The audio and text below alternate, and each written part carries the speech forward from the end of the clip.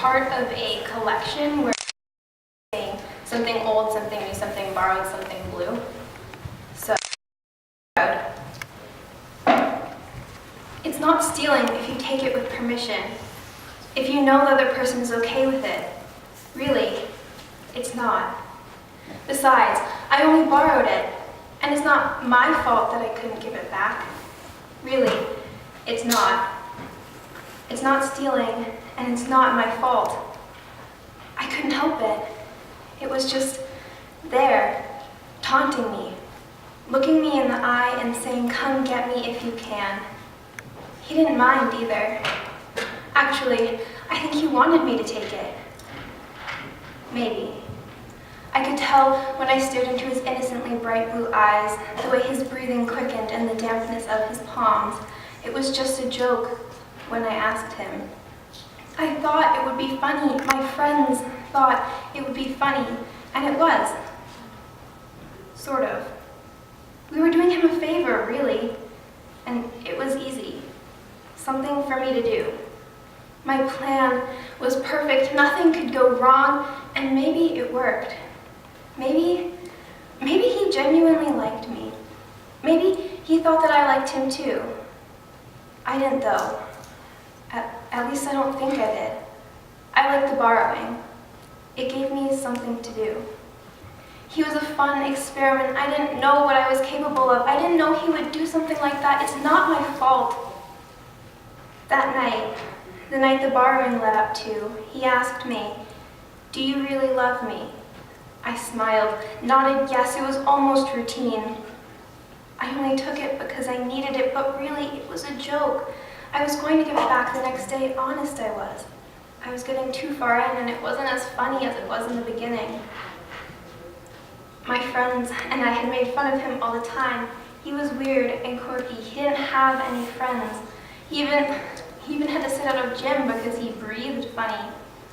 We laughed to ourselves when he tried to act like he was the one holding the reins, or when he was trying to impress me, or when he seemed so happy to be with me but then tried to hold back and seem cool.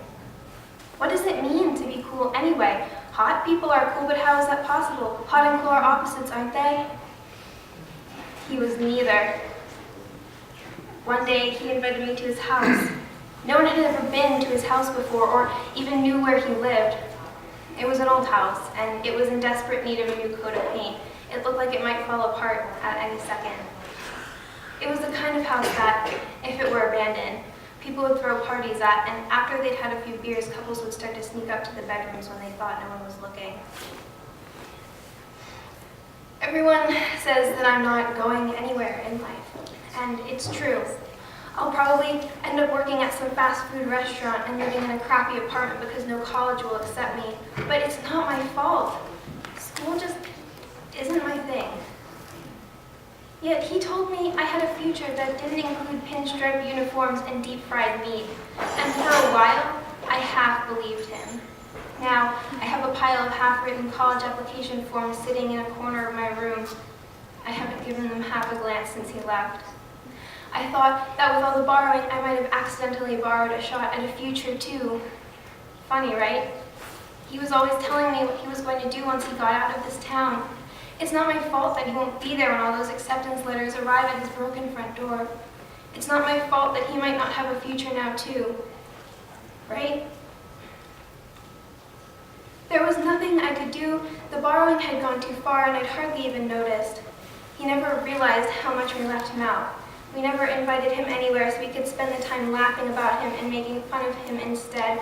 He was like a lab rat to my friends, clueless and unaware of the trickery and the borrowing. He was like that for me too, at least in the beginning. He was smart, but he'd never been in a relationship before. He didn't know. He didn't know that I was using him. He was completely oblivious to the games I was playing with him, heedless from how stupid he looked doing my bidding. Sometimes, when I was around him, I felt like I couldn't breathe. I felt as if all the air had been pulled out of my lungs, yet I felt incredibly alive. The absence of air made me dizzy, and every second I felt more and more sure, more and more powerful. I'm positive the borrowing felt right. The hole inside me was slowly filled every second I was with him. But the thing that I borrowed from him is something that you can't live without. But I didn't know that. I'm not very smart. That last night, the night the borrowing led up to, he ran. It's like he finally saw me as the stupid fraud that I am. Like all of a sudden he understood what this was all about. The borrowing, he ran away from me, and I don't know where he is. My friends, they asked me where he was. I don't know, okay? It's not my fault. If I knew where he was, there wouldn't be a problem. I feel sick, like someone punched me in the stomach and told me to laugh because it was just a joke. Where is he? He should stop being a baby and come back. Come back and tell everyone I didn't do anything wrong. I don't know what to do because I'm trapped by the remaining aura of him. It surrounds me, suffocates me, pushes me into a corner and threatens me with my own fear.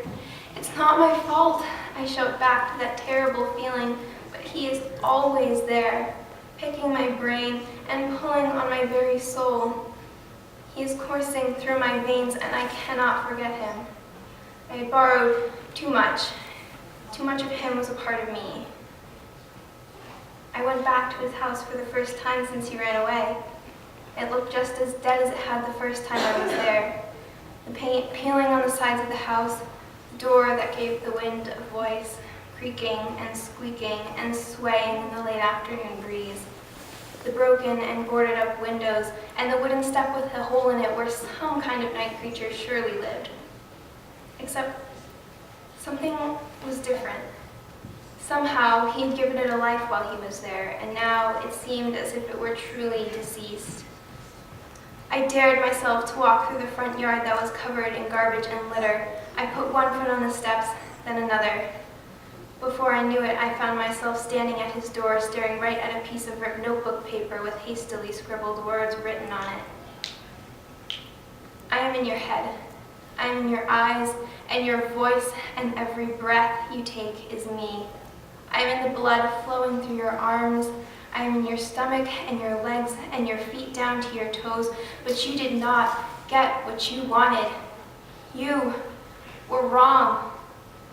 It's your fault. It was all just a joke.